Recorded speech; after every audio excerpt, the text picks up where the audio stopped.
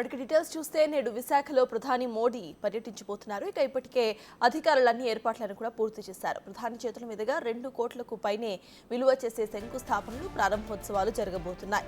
ప్రాంగణంలో 1,00,000 మంది కూర్చోవడానికి సరిపడేలా వేదిక వద్ద యంత్రాంగం ఏర్పాట్లు చేస్తోంది. ఇక 2 లక్షల మందికి పైనే ప్రజలను సభకు వచ్చేలా బస్సులు కూడా ఏర్పాటు చేశారు. ఉత్తరాంధ్ర నుంచి ప్రజలను తరలించడానికి 1,200 బస్సులను ఏపీఎస్ఆర్టీసీ సిద్ధం చేసింది.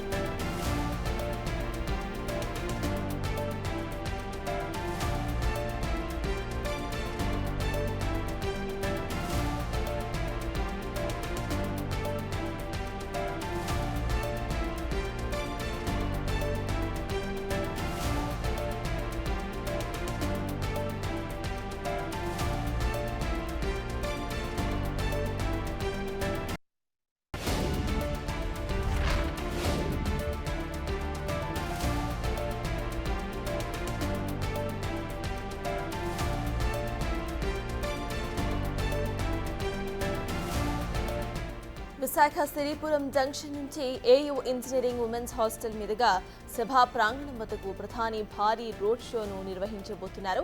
అనకాపల్లి జిల్లా పూడిమడకలో 1,85,00,000 కోట్లతో ఎన్టీపీసీ గ్రీన్ హైడ్రోజన్ హబ్ను ఏర్పాటు చేయబోతున్నారు.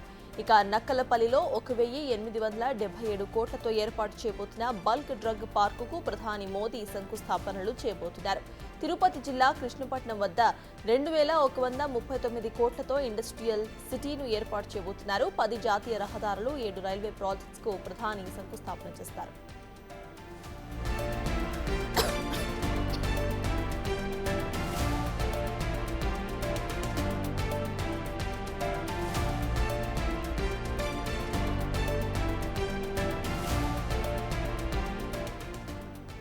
మరో 7 జాతీయ రహదారులు, 3 రైల్వే ప్రాజెక్ట్స్ ను ప్రధానమంత్రి నరేంద్ర మోదీ ప్రారంభించబోతున్నారు. అయితే విశాఖ రైల్వే జోన్ శంకుస్థాపనపై ఇంకా క్లారిటీ అయితే రాలేదు. విశాఖ రైల్వే జోన్ కు డిపిఆర్ ఇంకా సిద్ధం కానట్లుగానే తెలుస్తోంది.